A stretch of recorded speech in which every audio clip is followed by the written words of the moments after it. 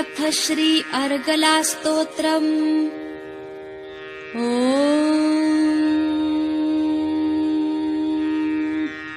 श्री गणेशाय नमः। अस्य श्री अर्गला स्तोत्रस्य विष्णुर्ऋषिः अनुष्टुप् छन्दः। श्री महालक्ष्मीर्देवता श्री जगदम्बा प्रीत्यर्थे जपे विनियोगः। ॐ नमश्चण्डिकायै। ॐ मार्कण्डेय उवाच जयन्ती मङ्गलाकाली भद्रकाली कपालिनी दुर्गा क्षमा शिवा धात्री स्वाहा स्वधा नमोऽस्तु ते। मधुकैटभविद्रा विविधातृवरदे नमः। रूपं देहि जयं देहि यशो देहि द्विषो जहि। महिषासुरनिर्णाश विधातृवरदे नमः। रूपं देहि जयं देहि यशो देहि द्विषो जहि। रक्तबीजवधे देवि चण्डमुण्डविनाशिनि। रूपं देहि जयं देहि यशो देहि द्विषो जहि। शुम्भस्य च निशुम्भस्य धूम्राक्षस्य च मर्दिनि। रूपं देहि जयं देहि यशो देहि द्विषो जहि। वन्दिताङ्घ्रियुगे देवैर्देवि सौभाग्यदायिनि। रूपं देहि जयं देहि यशो देहि द्विषो जहि। अचिन्त्यरूपचरिते सर्वशत्रुविनाशिनि। रूपं देहि जयं देहि यशो देहि द्विषो जहि। देवि भक्तजनोद्दामदत्तानन्दोदयेऽम्बिके।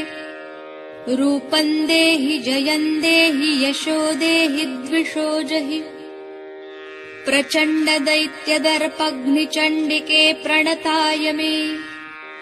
रूपं देहि जयं देहि यशो देहि द्विषो जहि। सुरासुरशिरोरत्ननिघृष्टचरणेऽम्बिके। रूपं देहि जयं देहि यशो देहि द्विषो जहि। इन्द्राणीपतिसद्भावपूजिते परमेश्वरि। रूपं देहि जयं देहि यशो देहि द्विषो जहि। चतुर्भुजे चतुर्वक्त्रसंस्तुते परमेश्वरि। रूपं देहि जयं देहि यशो देहि द्विषो जहि। कृष्णेन संस्तुते देवि शश्वद्भक्त्या त्वमम्बिके।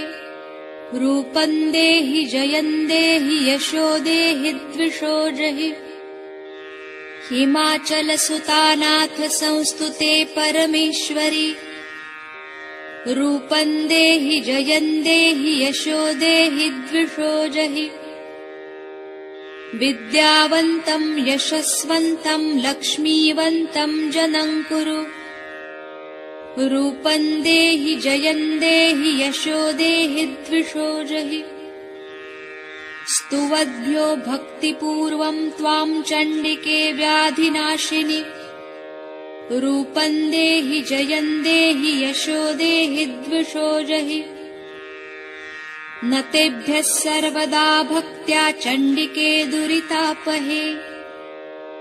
रूपं देहि जयं देहि यशो देहि द्विषो जहि। चण्डिके सततं ये त्वामर्चयन्तीह भक्तितः। रूपं देहि जयं देहि यशो देहि द्विषो जहि। देहि सौभाग्यमारोग्यं देहि देवि परं सुखम्। रूपं देहि जयं देहि यशो देहि द्विषो जहि। विधेहि देवि कल्याणं विधेहि परमां श्रियम्। रूपं देहि जयं देहि यशो देहि द्विषो जहि। विधेहि द्विषतां नाशं विधेहि बलमुच्चकैः। रूपं देहि जयं देहि यशो देहि द्विषो जहि। पुत्रान् देहि धनं देहि सर्वकामांश्च देहि मे रूपं देहि जयं देहि यशो देहि द्विषो जहि पत्नीं मनोरमां देहि मनोवृत्तानुसारिणीम् तारिणीं दुर्गसंसारसागरस्य कुलोद्भवाम् इदं स्तोत्रं पठित्वा तु महास्तोत्रं पठेन्नरः स तु 70 संख्यावरमाप्नोति सम्पदाम्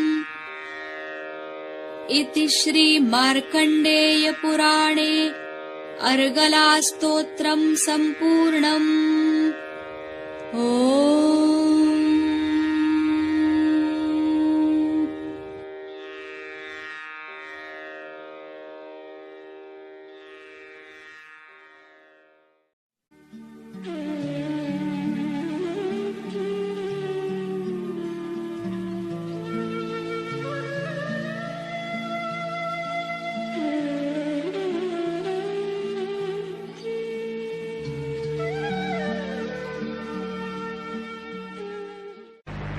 विषय तो बहुत लंबा चौड़ा है, हर एक चक्र पे ही बोलना चाहिए।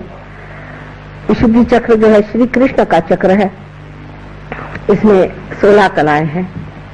इसी प्रकार 16 सब प्लेक्ससेस जिसको कि हम पंखुड़ियां कहते हैं हमारे अंदर, और जो कुछ भी हमारे अंदर अ आ इ ई उ ए आई आदि जितने भी हमारे अंदर जिसे वॉवेल्स कहते हैं वो है, वो सारे इसके बीज मंत्र है। जिस वक्त आप कोई गलत मंत्र कहते हैं तो वो मंत्र की वजह से कोई गलत इंसान की प्रेतात्मा यहाँ के बैठ जाती है।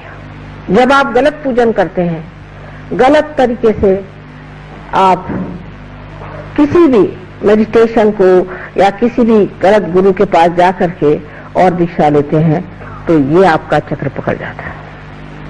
ये चक्र पकड़ जाने से आपको अनेक बीमारियां होती हैं, उसमें से विशेषकर जो बीमारी होती है जिसे हम थ्रोट कैंसर कहते हैं, जो आपके कंठ के पास शुरू होता है और धीरे धीरे बढ़ते बढ़ते नीचे की ओर बढ़ता हुआ सारे आपके लंग्स को पकड़ लेता है।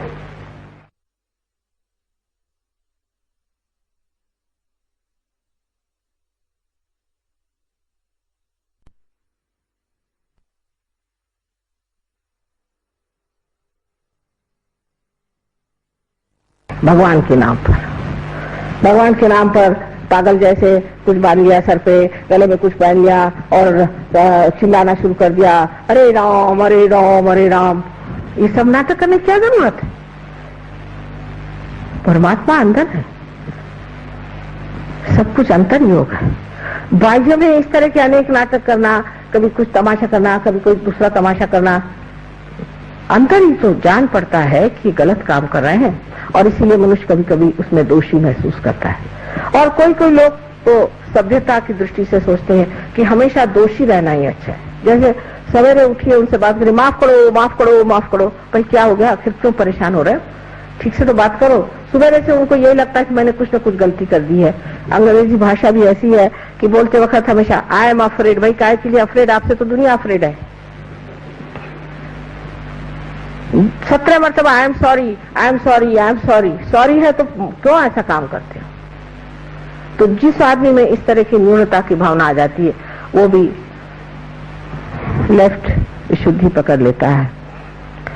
सहयोग में लेफ्ट विशुद्धि जब साफ होती है तो आश्चर्य होता है लोगों को कि माँ सब तरह के स्पॉन्डिलाइटिस, सब तरह की परेशानियां पता नहीं कहाँ भाग गई। और यह विष्णु माया का स्थान है, ये विष्णु माया का स्थान है जो कृष्ण की बहन है। जिनके बहन और भाई का विचार नहीं होता, जो दूसरी औरतों की तरफ गंदी निगाहों से देखते हैं, उनका भी चक्र पकड़ जाता है। जिनमें वो पवित्रता की भावना नहीं होती है, उनका भी ये चक्र पकड़ जाता है। क्योंकि अंदर से वो जानते हैं कि गलत काम कर रहे हैं, तो वो जो गलत काम कर रहे हैं वो भावना अंदर बनती जाती है। कभी कभी झूठ मूठ में ही बनती है और कभी कभी सचमुच में बनती है। चाहे जो भी हो, उसे निकालना बहुत आसान है। सबसे तो बुरी बात यह है कि सुबह से शाम तक बताया जाएगा तू बड़ा पतित है, और मेरे लिए आप अगर 500 रुपया ला दीजिए तो मैं तुम्हारे पाप मोचन कर दूंगा। माने आपका पैसा मोचन होते ही आपका पाप मोचन भी हो जाएगा। और फिर रात दिन यही खोपड़ी में डाला जाता है कि तुम पापी हो, तुम पापी हो। तो मनुष्य सोचने लगता है कि वाकई मैं पापी हूँ। इसमें मैं देखती हूँ कि कैथोलिक धर्म के जितने भी लोग आते हैं उनकी लेफ्ट विशुद्धि हमेशा पकड़ी रहती, क्योंकि उनको तो जाके कन्फेशन करना पड़ता है कि मैंने पाप किया। अब किया भी नहीं होगा तो भी करना ही पड़ता है, क्योंकि जिस दिन चर्च में जाओ कहना ही पड़ता है। इस तरह की अजीब अजीब परंपराओं से भी मनुष्य इसको पाता है। गलत मंत्र कहने से हो जाता है, अनेक चीजों से लेफ्ट विशुद्धि पकड़ी जाती है। और कहना चाहिए कि आज भी सबकी वही ज्यादा पकड़ी हुई है। सिगरेट पीने से, तंबाकू खाने से सबसे लेफ्ट विशुद्धि पकड़ी जाती है। अब राइट विशुद्धि तो ऐसे लोगों की पकड़ती है कि जो बहुत जोर जोर से डांट के बोलते हैं, चिल्लाते हैं और बिगड़ते हैं, और जिनका गुस्सा बड़ा तेज होता है, और जो प्रेम से बात करना जानते ही नहीं, और जो बहुत ज्यादा भाषण देते हैं झूठ मूठ के, जिनको कुछ ज्ञान नहीं, जिन्होंने आत्मा को पाया नहीं तो भी लेक्चर झाड़ते हैं, उनकी भी राइट विशुद्धि पकड़ती है। और राइट विशुद्धि जो है विट्ठल का स्थान है, श्री विट्ठल का स्थान है। इसको विट्ठल के मंत्र से ठीक किया जा सकता है। इससे लोगों को अनेक तरह की बीमारियां हो जाती हैं जिसका गले से संबंध है। बीच में श्री कृष्ण का स्थान है। इस वक्त कुंडलिनी श्री कृष्ण के स्थान पर स्थिर होती है, तब मनुष्य साक्षी होकर के उस योगेश्वर की लीला देखता है। ये सारा संसार लीलामय है, इसमें इतनी हड़बड़ाहट की, इतनी घबराहट की, इतनी परेशानी की कौन सी बात है। ये तो सब नाटक हो रहा है, सब नाटक देखते रहो।